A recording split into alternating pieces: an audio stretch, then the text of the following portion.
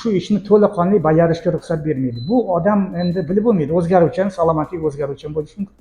O'shaning uchun tibbiy ko'rik tasdiqlab berish kerakki, shu kasbga yaroqligi. Nima uchun? Agar bosh aylanadigan yoki qanaqa bir moneliklar bo'lsa, monelik degani shu ishga to'g'ri kelmaydigan qanaqa bir xususiyatlar bo'lsa, u ishni to'la bajara olmaydi. Xavf. Agar shu odam o'zi uchun xavf tug'dirishi mumkin, atrofchilar uchun xavf tug'dirishi mumkin va korxona uchun xavf bo'lishi mumkin.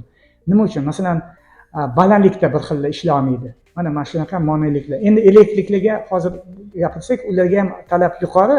Masalan, koordinatsiya deydi, tekshiradi-da, masalan, harakatlanish, опорно-двигательный apparat, mana shu yurib turishi, harakatlanishini ham tekshiradi.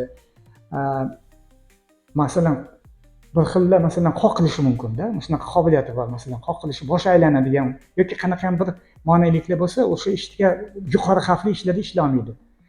Balandlikda ishlamaydi, elektr masalan energetikada ishlash qiyin va boshqa xavfli kasblar bo'lishi mumkin.